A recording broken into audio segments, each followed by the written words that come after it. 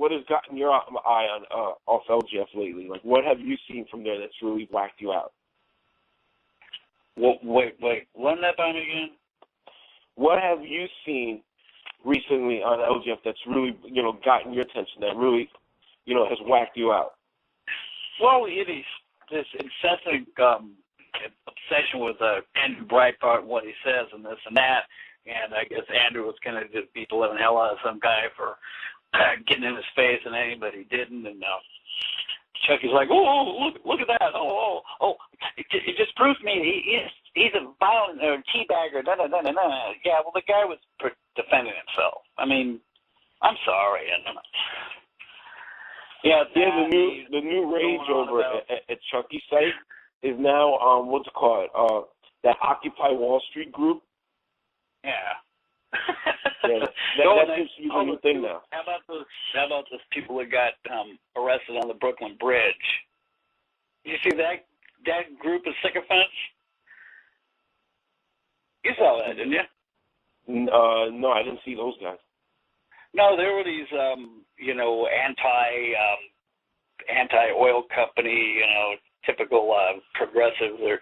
Well, we're going to create a fuss, and we're going to fight the man and everything. And 200 of them were on the Brooklyn Bridge. This week, and they all got arrested. Guys, all right, guys. I could pretty much got to say our special guest is calling. Let me play an intro for this man. This man is a legend.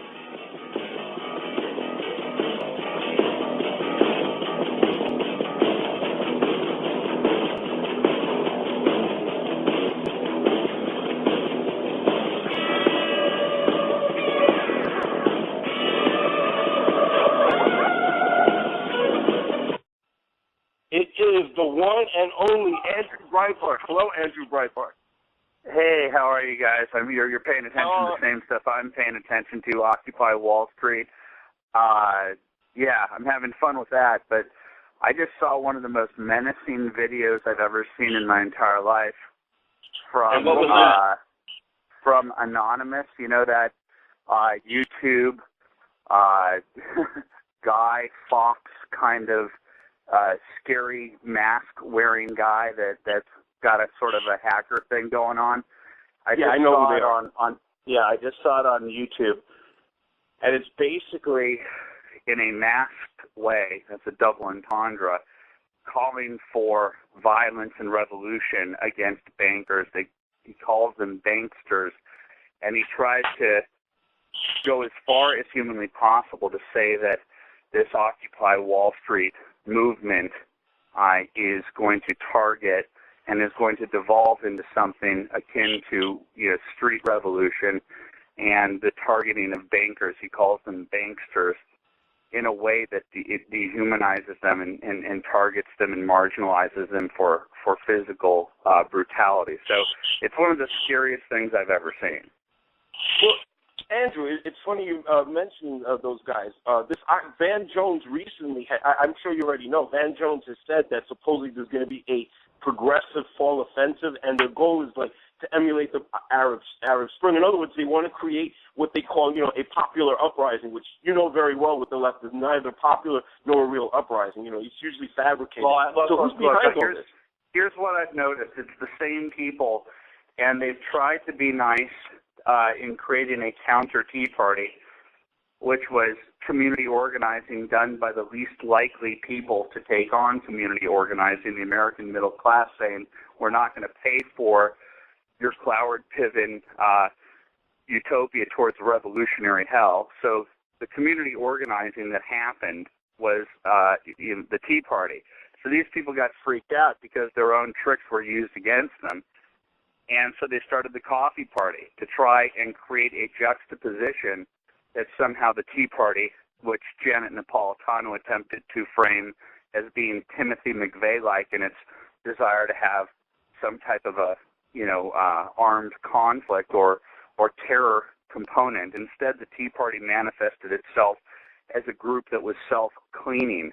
It would reject people by physically throwing out people who looked like outsiders and agitators and people that would act in a racist fashion, and it cleaned up after itself. And so the Coffee Party was rejected by the American people because its entire premise was based upon trying to appear that we are a reasonable group of people against this racist, violent Tea Party. So what did they do next? They tried to find a bunch of John McCain kind of accommodationists like David Frum and Mark McKinnon. I can't stand David Frum, by the way, Andrew. Right, and so they created a no labels thing, which was clearly the left trying to find as many people on the right, Meghan McCain types, to say, I want to distance myself from the Tea Party because, well, the Tea Party is, as the media is portraying it, violent and extreme. So, of course, they were able to find David Frum's and Mark McKinnon's and Meghan McCain's to try that. It didn't work.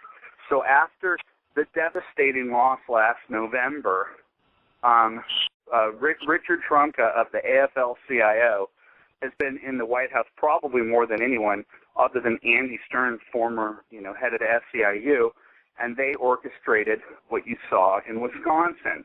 And that failed. So and we've seen other events such as the anti-Coke demonstrations, such as the one that I rollerbladed at, that got these socialists and these anarcho-astroturfists to be caught on camera calling for a bloody revolution, calling on camera to string up Clarence Thomas, to lynch Clarence Thomas.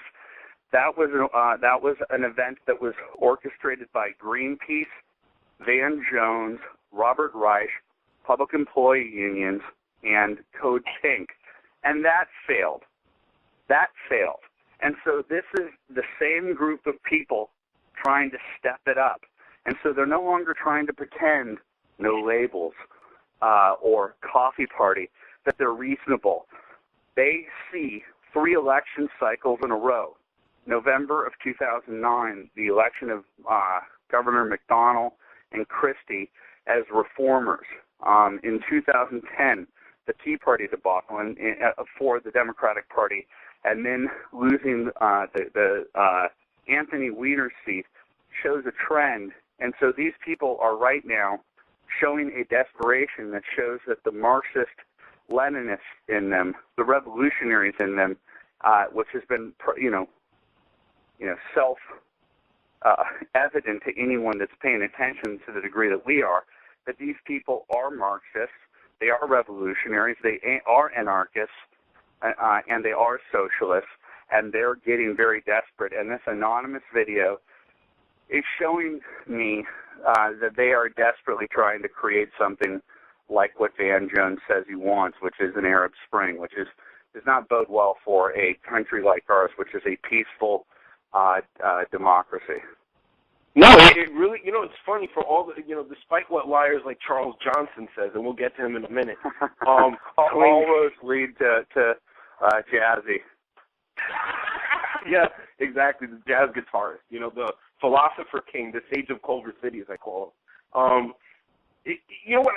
I mean, they really do they really believe they could win a civil war against the right? I mean, I'm not advocating civil war whatsoever, but I mean, I'm trying to put myself in their mindset. What did they think? Jazzy has gotten very angry at me for taking on that question based upon a question posed to me in Lexington, Massachusetts, when people talked about all of the union-based violence and the union-based attacks on Tea Party members. It's been going on in an organized fashion. If there was a correlation, the left, the Jazzy crowd, created a false correlation between Gabby Gifford's attack at the hands of Jared Loughner, who, if anything, was a crazy leftist, tried to make it appear that it was Sarah Palin, or even the Daily Cost tried to make it, appear that somehow I had something to do with it.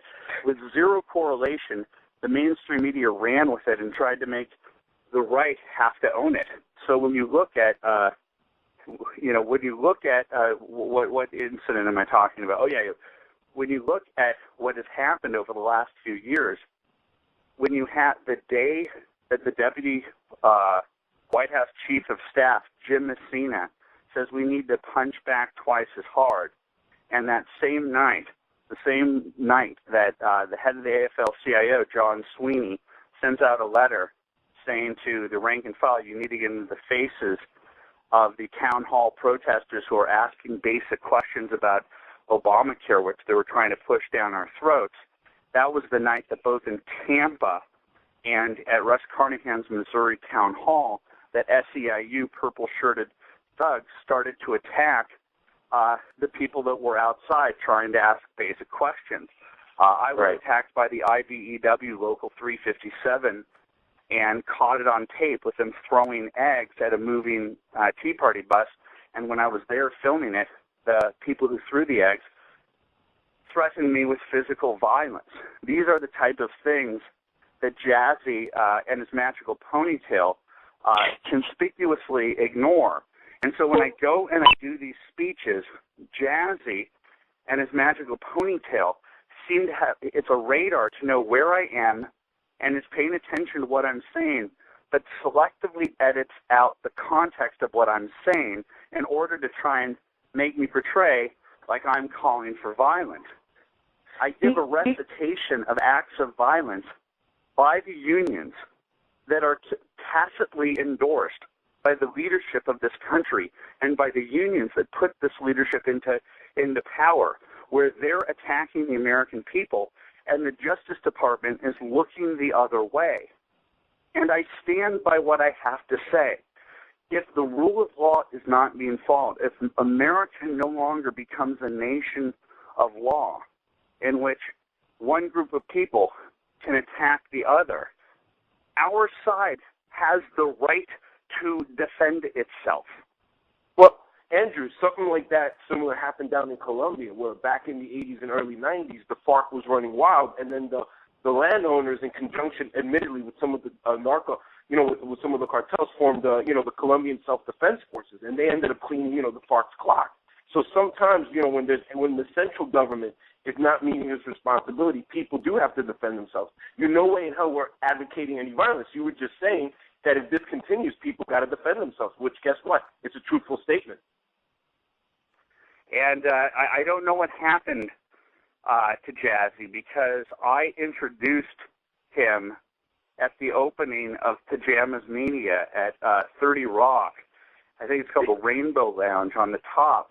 And I was asked by Roger Simon, the founders of Pajamas Media, Roger Simon and Charles Johnson, for me to introduce them.